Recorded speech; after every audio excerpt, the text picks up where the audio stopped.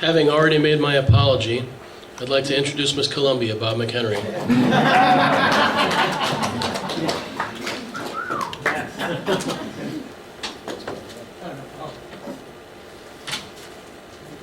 There should be a Thank you clicker very up there. What's Bob. that?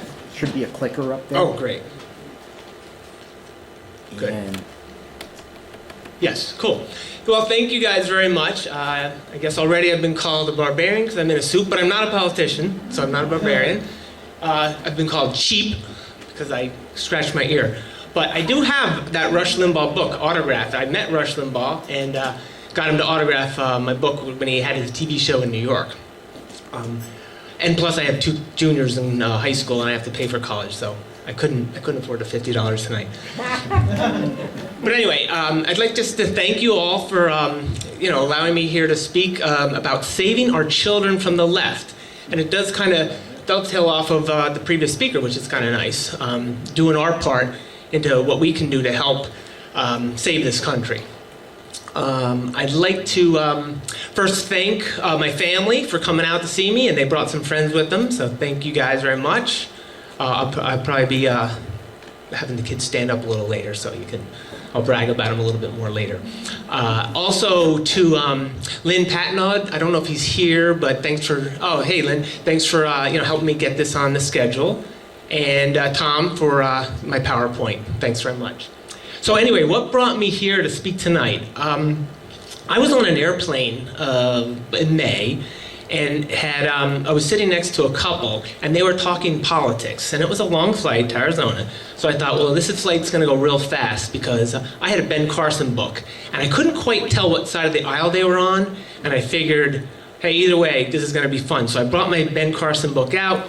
Within a minute, they had started talking to me, and it was a great talk. They were on the same side of the aisle with me, but they had mentioned that one of their kids was very liberal. And we got into a discussion about how did that happen, and I talked my story about how I was trying to steer my kids away from that, and that vowed, like when they were born, they're not going to be running off and being some liberal. They're at least going to know to think. So we decided that they had told me, hey, you guys should go out, you, Bob, should go out and speak, or you should write a book. And I said, no one would listen to me. But then I thought, the Tea Party, they'll listen to me. You guys gonna listen to me a little bit? So that's what brought me here. And what better place to tell my story than right here.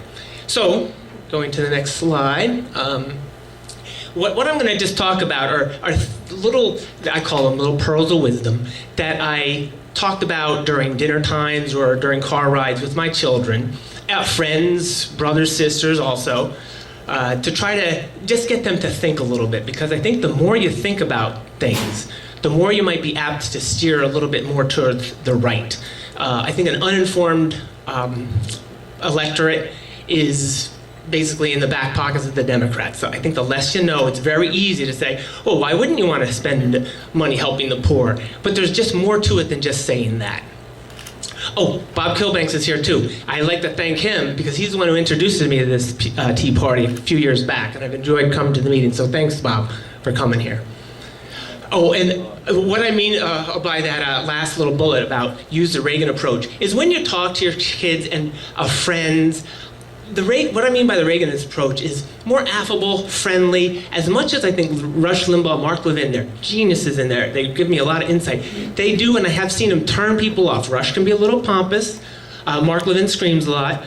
But Reagan was magical because he was able to convey his ideas in a friendly manner. He was very confident about what he had to say. So I think if we stick to that, it's a little bit, it gets our point across a little bit more.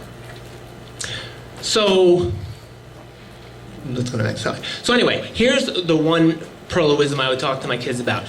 Often you'll read in a paper, Republicans to slash this or that. Well, when I looked into it, one particular headline, this is years ago, the slash meant the Republicans wanted to increase something 3%, and the Democrats wanted to increase it 4%, and that came across as a slash. And I was like, well, that's very disingenuous, number one, of the press for going along with that. For the Democrats, they love to talk that way. So I would tell my kids, just when you see things like that, just don't take that on face value. Start to look into it just to see the whole picture and think about it. And that, again, I think gives you a little more information, and it will steer you more towards the right.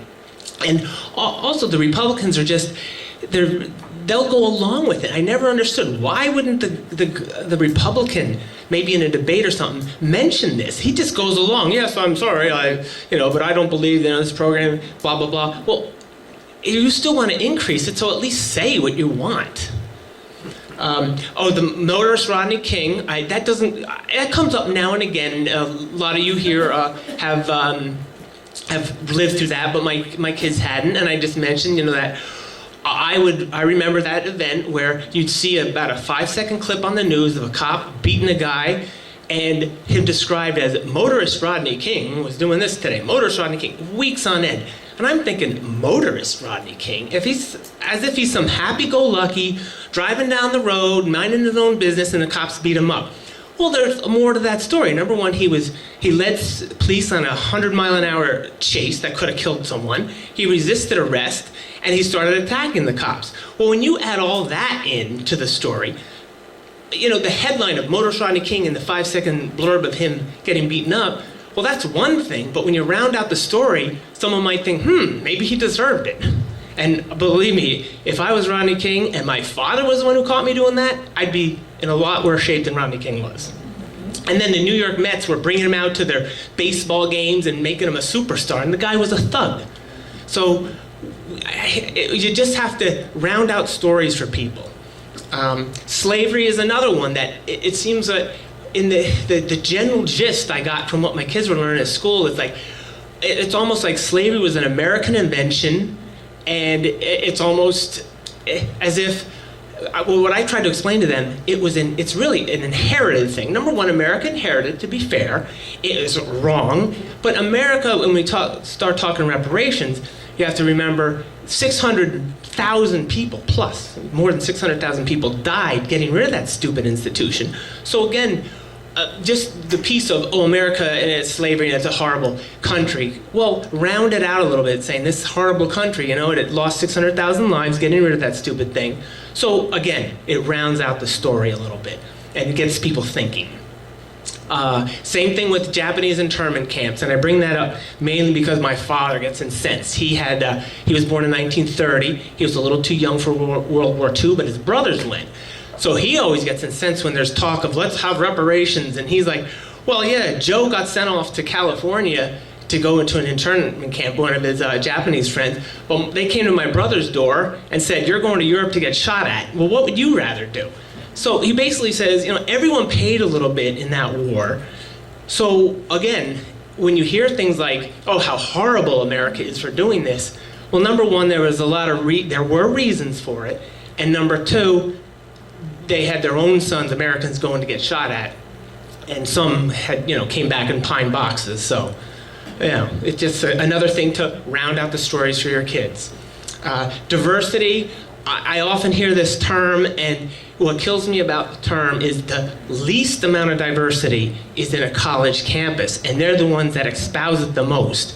So again, I tell my kids, hey, the diversity is one thing, and I like hearing diverse opinions, believe me. As my wife would say, every time I want to buy something, I'm asking everyone all about things or opinions about something, because I like to have and make an informed opinion with a bunch of input from everyone. But then the college campus, you hear it all the time from them, but there's no diversity of thought there. So again, I tell my kids that, and they start thinking, I guess, you might be right, Dad. I didn't hear that in the news. I didn't hear that at school. I didn't hear that on social media and in the newspaper. Oh, and Bill Clinton's popularity. Oh, I keep looking over there. The screen's right in front of me over here. Anyway, Bill Clinton's popularity, and it comes up as a very popular topic now because he's helping Hillary run. Well, what I mention to people, and again, you can, just the little subtle things, if you don't want to get in a big argument, you can at least say something like this, because all I hear all the time, oh, Bill Clinton, how popular, what a popular president he was.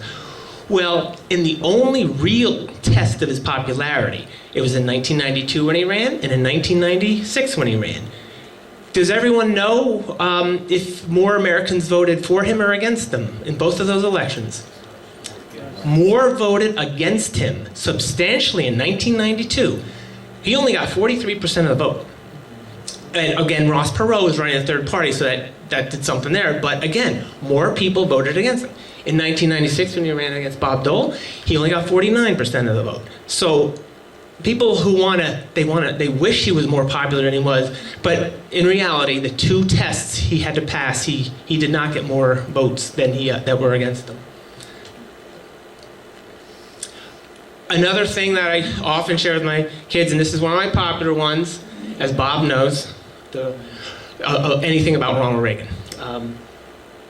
You'll often hear the Reagan deficits, or the deficits during the 80s were caused by the tax cuts. Nothing drives me more nuts than that, because the revenue that the government took in 1988 when he left office was substantially higher than the revenue that they took in. The problem was the spending, and yes, there's some blame there for him too, but the Democrats were pushing him to the limit. He did come out for a balanced budget amendment every year. But I love the Laffer Curve. And have you guys heard of the Laffer Curve? Arthur Laffer, an economist, was supposedly on a cocktail napkin one day trying to explain to someone that a tax rate of 0 will bring in no revenue. A tax rate of 100%, well, how many are going to work tomorrow if the government's going to take all of it from you? Would you bother even going? So can I move this thing? Sure. So just to show that a tax rate of 0 brings no revenue, and a tax rate of 100% brings no revenue. Now, there is no magic number. There's no specific. It's not 50%, he's not saying here. He's just saying at any given point in time, it fluctuates. But what Reagan knew in 1981 was that the tax rates were in the prohibitive range, meaning they were in the range, like in this range, meaning that if he backed them off, if he lowered the tax rate a little bit, lowered it, it's actually going to increase revenue.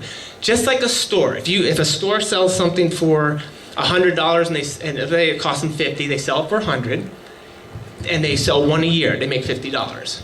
Well, let's say they cut the price to $75, and the next year they sell 10 of them. Well, now they've made $25. Again, think about it in the uninformed person. Oh, you cut the price, you're going to lose money, or you're not going to make as much. On the surface, to an uneducated voter, that might be true. But then when you say, well, they sold now 10, so they made $250 instead of $50. Same thing with taxes. Now, yes, at a tax rate that's in this range, if you had a 1% tax rate and went to 2%, you would probably make more money. But if you have already a high tax rate, a too high tax rate, Reagan knew where it was, and he very correctly lowered it, and it brought, just like a store will have a sale, it brought more revenue into the government and created wealth. And how much time do I have left, by the way? Is someone going to cut me off, please? Okay, thanks. 30 minutes? 30, I thought it was a 15-minute speech. Oh, well, I'll go. I can talk, but just give me this, this sign. What Reagan found out when he was working in Hollywood, he would make 2 movies, and he'd be ready to make a third. They said, oh, no, you don't make a third movie. He's like, no? Well, he found out that after you've made your second movie, he made a certain amount of money, and any more money that he made was taxed, and I believe the rate was 90%. So no one would say you would be a fool to work if they're going to take 90 cents out of your dollar. So he's like, okay. And then he started thinking, wow, I don't work.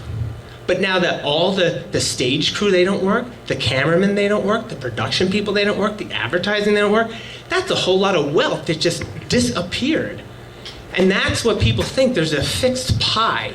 And what you have to realize is that it expands, and you can create wealth out of nothing. So that's one of my favorite topics, is the whole, the Laffer Curve is fantastic, and talk to your friends about it and bring that up. Oh yes, go ahead. I love this example, because how many cell phones existed 20 years ago? Absolutely. When anybody can't figure this out, just tell them wealth was created by all the companies that make this technology.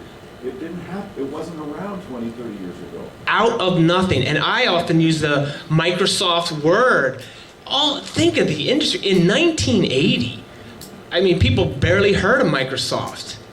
And all of a sudden, it's thousands of people are employed. Not only Microsoft is, and Michael Dell, one of the reasons why I love Dell computers is Michael Dell is a big fan of Ronald Reagan and has basically has said him in the 80s helped spur this whole technical revolution. If Ronald Reagan wasn't elected, it very well may have been delayed. A lot of it was his tax policies and the growing economy that really led to the tech boom. So anyway, there you go. If anyone ever says anything about the deficits, yes, there are deficits, but please don't say it was because of tax cuts. Because you think about it, a kid, you just cut taxes, you brought in less revenue. That's what they think. And it's I can perfectly understand it to the uneducated or uninformed person that of course you think that.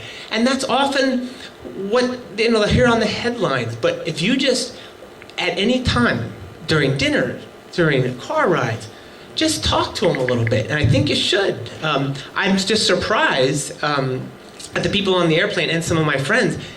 They never discuss anything like this. Who cares about pop culture? I mean, yeah, it's fun. Sports are fun. But this is real stuff that really affects your life.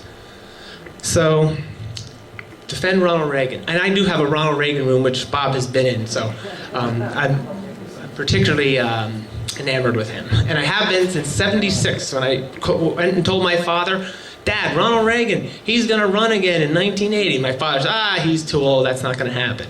Boom. So, it happened. So anyway, another one. The NDoubleACP, and now, National Organization for Women and the National Association for the Advancement of Colored People. Well, there should be an L inserted. That's why my little L, scripted L. It's the National Association for the Advancement of Liberal Colored People and the National Organization for Liberal Women. Nothing brought this to the light than number one for now, Bill Clinton. How now was silent. If that was a Republican in office, you'd be hearing that today in current headlines still about how awful this person was, and now would have been all over him. NAACP showed their true colors to almost anyone who was listening during the Clarence Thomas confirmation. Now, maybe not all you had known about that, but he was a Supreme Court justice nominated, and he was an African American, but boy, the NAACP didn't help him out because he was a conservative. So tell us what you really are. You aren't for the advancement of colored people, and you're not for the, you're not an organization of all women. It's only certain women and certain colored people. So again, I'd guide my kids and at least round out that story a little bit for them. Another important thing is to talk to your kids about, and neighbors, is to read books. I don't mean just any books, but read something. Some of these books are fascinating. There's one called Rawhide Down. It reads like a thriller. It's about Ronald Reagan getting shot. There's a fantastic book by David Horowitz called Radical Son. David Horowitz was a 60s radical liberal, weather underground guy who basically came out in the 70s, and after Vietnam War ended and he realized more people died during America's peace than America's war, and Reagan came along, he actually started a group called Lefties for Reagan and was intellectually honest enough with himself to decide, hey, this is no good. And now he's a big proponent of conservative causes and is great to attack the left. He's a fantastic speaker, so if you can ever watch him, you should. Milton Friedman's YouTube videos, my kids have seen that. If you can, there's a 2.5 minute Milton Friedman, if you just Google or go to YouTube and search Milton Friedman Greed, there's a segment on Phil Donahue's show that he is, in 2.5 minutes, he says all you need to know about capitalism. And it's, I think even at one of these meetings, even if you can bring it up at the end if there's time, watch. It's a fantastic, it's 2.5 minutes. I think that would be time well spent. And if it's not at this meeting, maybe some future meeting. Seeing that. I go on to YouTube often and look at some old Ronald Reagan speeches. There's a great one. His inaugural address from 1981 is fantastic. So those kind of things. Show your kids these things. Of course, there's the Reagan room, which I have in my house. So friends often will come over. I'll bring them up to the Reagan room. I'll have sometime have his speech going at that time. And my wife has helped me out. She's a great decorator, and she's really helped me out with the whole thing to tone it down in some ways and make it not totally crazy. But it's a great room. It has a lot of pop to it. And again, my neighbor, this is a little thing I did to help in a way I can, since, not all of us have all the time in the world, we don't have all the money in the world. So these kind of things you can do. So don't, lose your kids to the left. Do these kind of things, just have these discussions, and it'll spur their mind to start thinking. But anyway, my neighbor, who I was hoping could be here tonight, but he just got a job, started in an HR department in Manhattan, actually. Well, he's only, he's 20-something, 22 now. But when he was about 12 or 13, he was writing a paper on Ronald Reagan. I said, let me see it. So I looked at it, and oh my goodness, I took my red pen to it, started crossing things out. He had all this typical, the deficits were caused by Reagan and all that kind of stuff. So I I gave him other sources, and he ended up rewriting his paper, and he was a Hillary supporter, and it kind of turned him around. He got into it a little bit, and now he's a good, staunch Republican. So it would have been great to see him. There was one person I tried. So, another thing I've done to help my kids out is I've gone to their school. I've done a biography on Reagan in one of their classes, and actually I have twins, so they combined the classes, and I got to speak to both classes at once, which was great.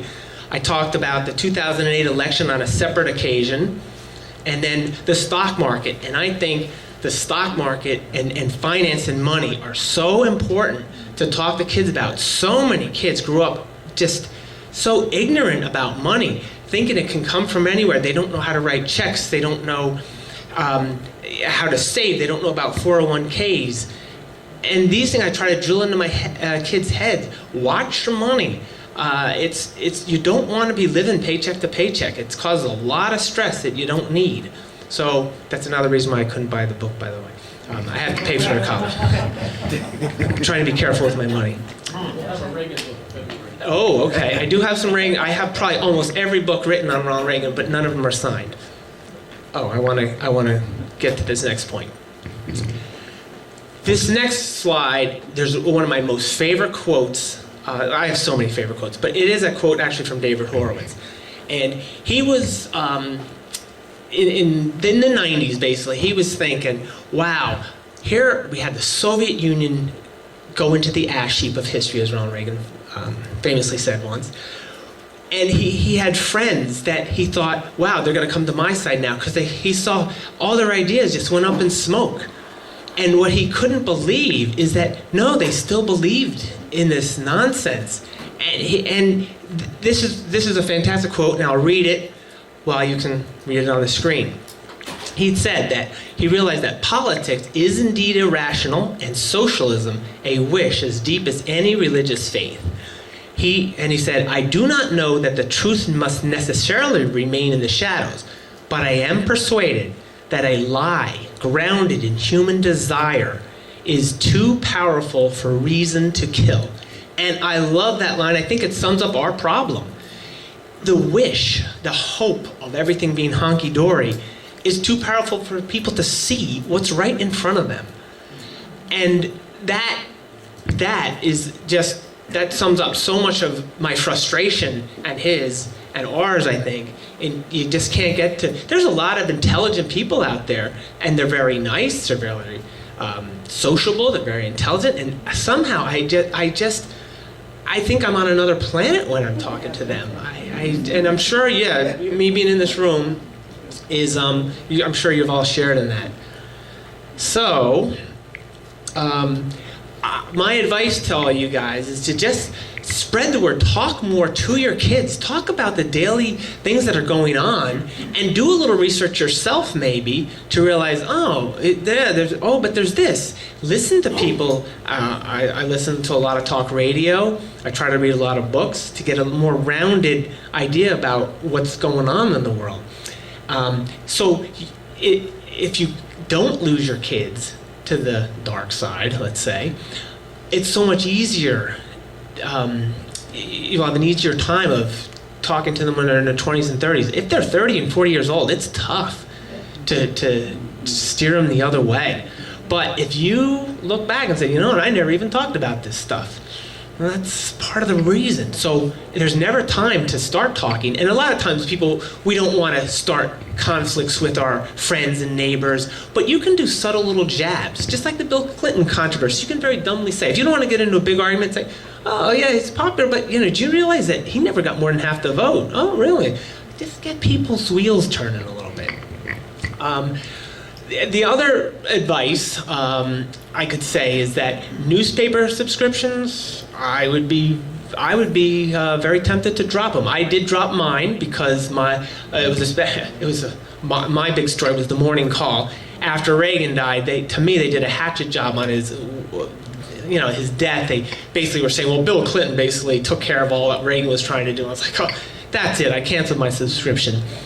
The other thing that we can do is, and I kind of hate to say it because I went to Albright College and I really had a great time there, but think about the college you're giving to. If you're giving money as an alumni to a college, it's very likely you're just as easily writing a check to the Democrat National Committee. So I have called, when Albright has called me, I did tell him on the phone once, I said, when Albright College has a 50% Republican staff and a 50% Democrat, I will consider at that point. But until then, I'm not going to do it. And you can't imagine people on the left, if they knew like Rush Limbaugh was teaching at a college, they wouldn't give. So we got to start thinking about these kind of things and not just giving our money away to people on the left. So anyway, that's pretty much what I have. I would like to thank a couple other people in this. I want to stand them up. My two kids, Megan and Michael. Could you just stand up, you don't mind? And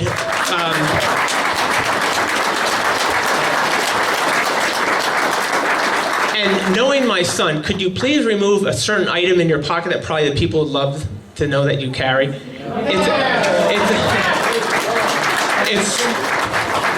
It's so hilarious. He carries a pocket Constitution around, and all the kids, even at school, know. Okay, yeah, there's Michael, this pocket Constitution. Big Rand Paul fan, and big Ronald Reagan fan, as you can see by his shirt. He has a couple of friends here too. Matt Zeroni, who's actually joined the Pennsylvania National Guard.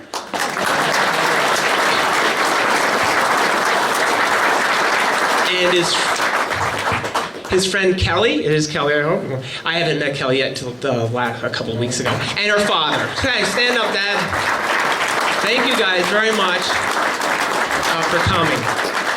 These guys, when I look at them and their group of friends, they give me hope. And it was funny, my son looks at, I showed him the email that came out. Am I still okay on time? A couple minutes? Okay, 5 minutes. I showed him the email that came out about the Tea Party meeting, and he looks and goes, it almost looks like you know what you're doing. And it is kind of funny. He goes, but you've got no credentials. And I'm just a regular guy. I haven't written books, although I kind of like to, but I haven't yet. But I did tell my son, I said, you know what, you're my credentials, because I did something good in this world, if anything. And I really am thankful for my wife's support. She's a fantastic mother. But Amy, why don't you stand up? She's going to be embarrassed. So she doesn't want to stand up. She's all red. But she does a great job with them too. Oh my gosh, she is red. And she did wear red tonight. I said, that's red. That's good, because that's the Republicans. Don't wear red. So, if there's any questions, yes. We're in the Individual Rights Action Committee of this Tea Party, and we study. I just wanted to say, when you said wealth is created from nothing, I would reword that to say wealth is created from the human mind and materials. And for the human mind to work, you need freedom. Very true. So yes, and I guess what I meant out of nothing is nothing was there, and all of a sudden, but yes, there is a lot of hard work and determination that goes into that, yes. And we also study Milton Friedman, Oh, yeah. and we study the novel, Ayn Rand's novel. Oh, yes, Ayn Rand, yes. Capitalism, the Unknown Ideal. Uh-huh. Milton Friedman has a chapter in that, Mm-hmm. and because Ayn Rand was very good at defining a moral code for economics. And it's very well explained in that book, Capitalism, the Unknown Ideal. And by the way, I do love Ayn Rand, and there's a great YouTube video on her. You can watch. Her life story is amazing, and she's an amazing person to listen to. And I just wanted to say I'm an alumni of Albright, too. Oh, great. Okay, we'll have to talk. I hope you're not giving to them because they're very liberal teaching staff. But we'll definitely talk. That's great. Anyone else here? Oh, yes. Yeah, thank you. That was very good. Oh, thanks. One thing that maybe this goes into a little bit what the individual liberties group thinks. The only problem I had, it wasn't a big problem, but the continuum that you show. The Laffer Curve? No, not the continuum where there's, on the right, there's conservatism, and on the left, there's the left of socialism. I would look at that more as that it's not a left and a right issue, it's not a Republican and Democrat issue. On the left, there's statism. Yes. And on the right, there's individual rights. And that's how I look at that, because there's a lot of Republicans, unfortunately, who are big statists. And they're just as big of much of a problem as the Republicans are. So that's how I look at that. Totally agree, and I have not voted Republican in years. There has been exceptions, presidentially I mean, in years, because the Bob Doles, the John McCains, the Mitt Romneys are way too liberal to me. To me, they're just a slower bleed, and I'm sick of it, and I do get a lot of flack, and I do see that side, well, if you don't, you are giving it to the Democrat, but I don't want either of them. I'm voting for who I want. And it's not Mitt Romney or John McCain or Bob Dole or George Bush. I didn't think or the father. Thanks. They're too liberal. Oh, yeah? Yeah, I think you need to replace the word liberal with progressive because they have infiltrated both parties now, and we're now stuck with the one-party system. And it's quite obvious when you see what goes on in the Congress. But that's the term, really, progressive versus conservatism. But even progressive, I almost don't like that word too, because progressive, it's as if, oh, they're the smart people because they're progressive. There's no progress. If you look at inner city Detroit and Chicago and New York, there's no progressive about that. That's why they use the term. Exactly. That's why they use it. Left is very, thanks, Kelly, very adept, and they're winning the argument. The political argument. Yes. Yeah, one quote I like a lot, if you talk to somebody that's not really into politics, and there's a lot of them, I always say that, you may not be interested in politics, but I can assure you one day politics will take an interest in you. Absolutely. And it's not going to be in a good way. And one other thing, just, like teaching your kids little lessons and stuff. Just earlier tonight, we were going to pick up a pizza, and we went past a football field where they had sold Christmas trees, and now there happened to be just 2 left laying on the ground, So I said to my daughter, now this is a little thing on supply and demand. I said a couple of days before Christmas, they were selling for $25, $30. Now, you could just walk away with them, and they'd probably be glad, just take it, because there is absolutely no demand. It's after Christmas. And she just said, oh, yeah, okay. So anyway, just a little... Yeah, the little tidbits, they help. I have a question that's probably more directed toward your 2 kids. Okay, stand up, guys.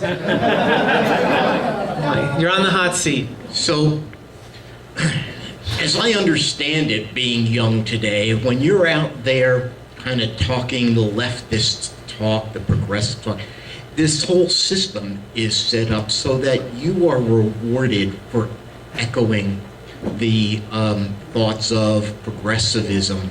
And I'm just wondering, how do you combat that environment? Combating that, or just repeating people's thoughts, you have to realize that we understand what we hear isn't just completely true because our dad and mom taught us. listen, look into things. It's more when our classmates and our peers around us will just take it for granted.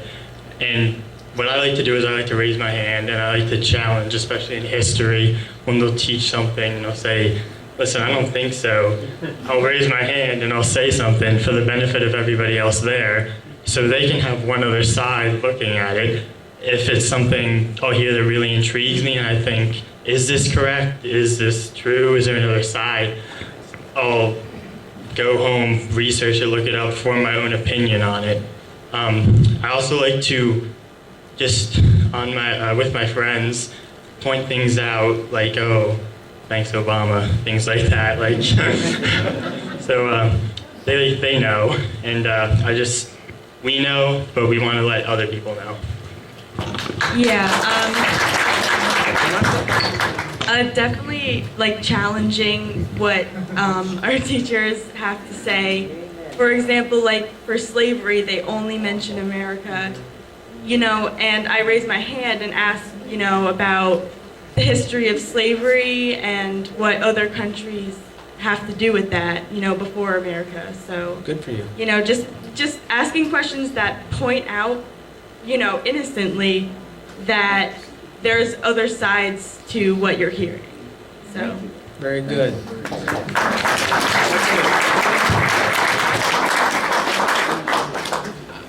Pretty sharp kid.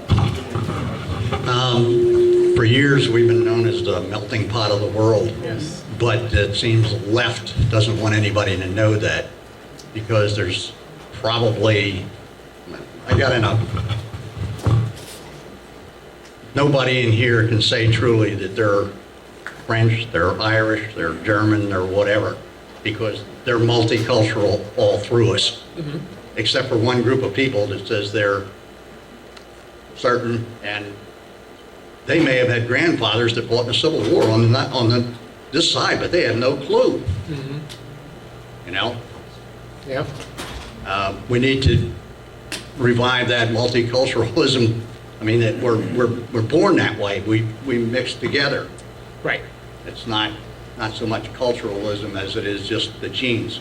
The gene pool's been mixed together a lot. And we need to make sure that everybody knows that. Yeah, absolutely. Yeah. One in the back. Oh, the last one. Sorry. Oh, he's taking me out. Sorry. We'll talk later. Oh, you can't deny that. Okay. To both of you, we've been in existence, what, 6 years, 7 years here? We tried many times to reach out to the colleges, to the high schools, etc. Do you have any advice for us old folks in getting young people involved? It's nice to see you, and you did a great job, and thank you for being here tonight. But could you give us some advice?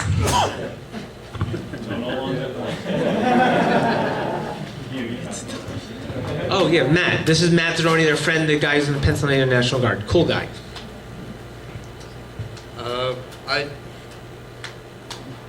Trying to think of something right now. I think that the kids are being taught to be more followers than leaders, and it's the schools that cause most of the problem. They're teaching you to follow a certain idea and just listen to what they say and not look into it, and maybe just creating kids that are more leaders rather than followers. Every single one, to look into your own issues and form your own, 100% your own opinion on every problem and come up with your own solution to it. Okay, thank you guys. And if you have time at the end, watch that Milton Friedman video or at another meeting or at home. Thank you, Bob McHenry.